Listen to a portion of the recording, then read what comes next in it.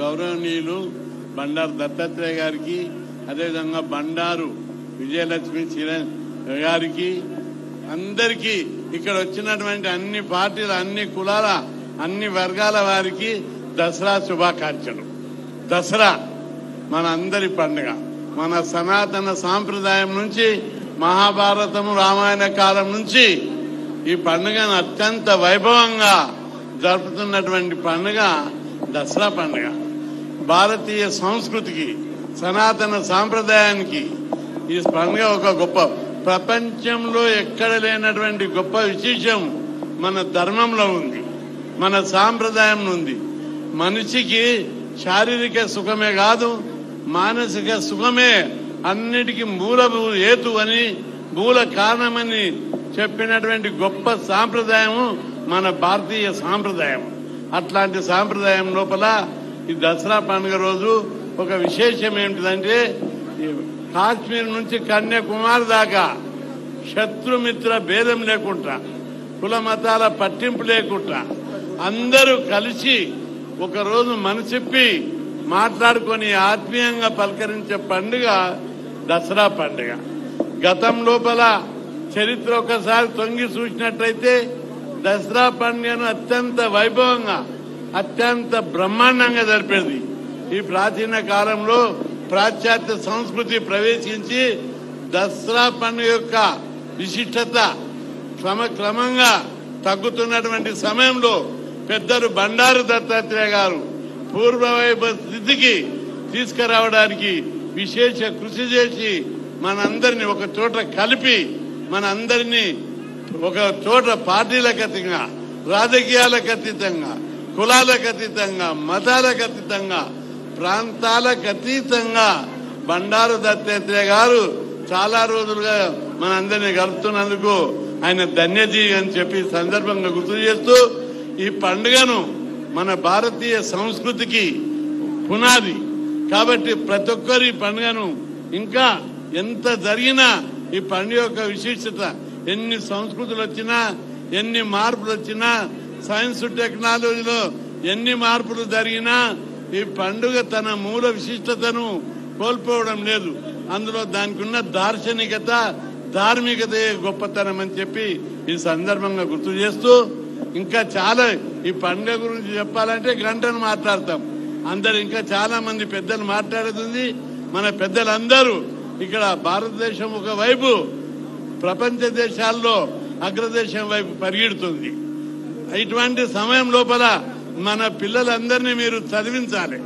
చదివించడానికి మనం పోరాడి అనేక స్కీములు పెట్టించాం, హాస్టళ్లు పెట్టించాం, గురుకులాలు పెట్టించాం, స్కాలర్షిప్లు, ఫీజుల రియంబర్స్మెంట్, ఒక్క పైసా ఖర్చు లేకుండా ప్రభుత్వ పరంగానే పోరాడి, ప్రభుత్వంతో పోరాడి అనేక స్కీములు పెట్టించాం. ఒక గుడిసెలున్న పిల్లగాడు కూడా ఇంజనీరింగ్ వరకు చదువుకునే అవకాశం వచ్చింది. దేశంలో ఎక్కడ లేనన్ని స్కీములు మన రాష్ట్రంలో ఉన్నాయి. కాబట్టి చదువు ద్వారానే కుల గౌరవం పెరుగుతుంది, చదువు ద్వారానే ఉద్యోగ వ్యక్తి గౌరవం పెరుగుతుంది, కుటుంబ గౌరవం పెరుగుతుంది. అందుకే ప్రతి ఒక్కరూ తమ పిల్లల్ని చదివించాలని చెప్పి, మీకు ఆ స్థితి లేకపోతే తప్పనిసరి మేమందరం ఉన్నాం. గురుకుల పాఠశాలల్లో, హాస్టళ్లలో మీ పిల్లల్ని చదివిస్తే బ్రహ్మాండంగా చదివి రేపు ఒక డాక్టర్ గా, ఓ డైరెక్టర్ గా, ఓ కలెక్టర్ గా మీ ఇంటికి జీపులు తీసుకొని వచ్చేటటువంటి స్థితికి మీరు రావాలి. ప్రతి ఒక్కరు ఇప్పటికీ వాడలలో పోతే, మురికి వాడలలో పోతే, గ్రామ సీమలలో పోతే తమ పిల్లలను కొంతవరకే చదివిస్తున్నారు. ఇది సందర్భం కాకపోయినా భారతీయ సంస్కృతి వైభవాన్ని ఈ రోజు పునరుద్ధరించడానికి అన్ని కేంద్ర రాష్ట్ర ప్రభుత్వాలు విశేషంగా కృషి చేస్తున్నాయి. మన ప్రధాని నరేంద్ర మోడీ భారతదేశం యొక్క ఔన్నత్యాన్ని ప్రపంచ దేశాలకు చాటుతున్నాడు. ఇట్లాంటి సందర్భంలో మనమందరం భారతీయ సంపదను, సంస్కృతిని మరొకసారి ఉద్ధరింపజేసి ముందుకు తీసుకుపోదామని ఈ పండుగ మనందరికీ నూతన ఉత్సాహాన్ని, మానసిక శక్తిని, శారీరక శక్తిని కలగజేసి ముందుకు నడిపిస్తుందని, మీరందరూ సుఖంగా ఉండాలని, సంతోషంగా ఉండాలని, ఈ దేశ సంపద పెంచడానికి భగవంతుడు మీకు కొత్త శక్తిని ఇవ్వాలని కోరుకుంటూ సెలవు తీసుకుంటాను.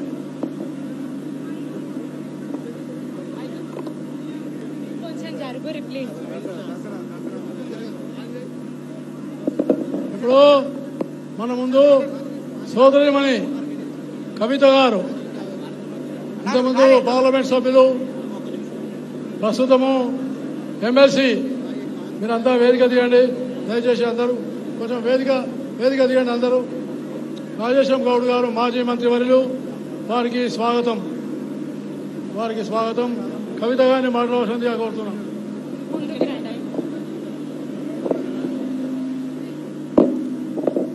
జై తెలంగాణ. అందరికీ నమస్కారం.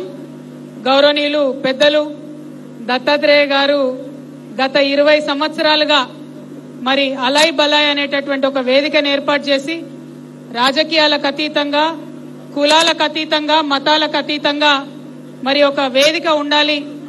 పండగ అంటేనే 10 మంది కలవడం, పండగ అంటేనే 10 మందితోని ఆనందాన్ని పంచుకోవడం. కాబట్టి ఇటువంటి ఒక వేదిక ఉండాలి, తెలంగాణ సంస్కృతి ప్రతిబింబించే విధంగా ఉండాలని వారు చేసినటువంటి ప్రయత్నం మరి 20 సంవత్సరాలు అవుతోంది. నాకు చాలా సంతోషంగా ఉంది.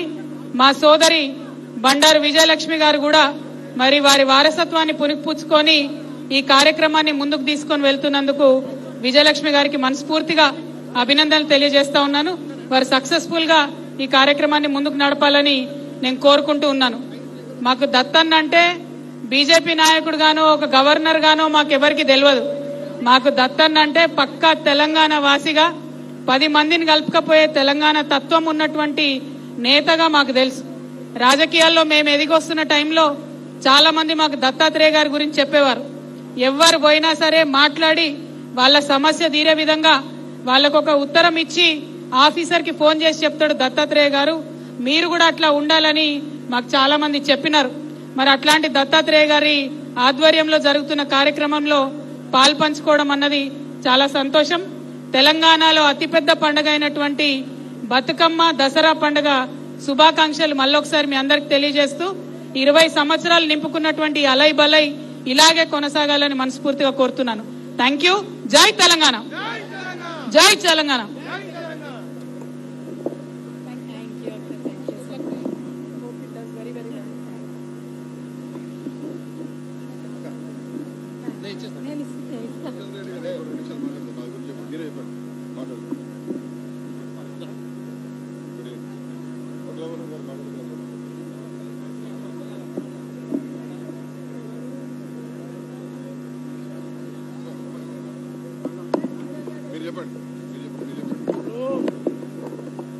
మన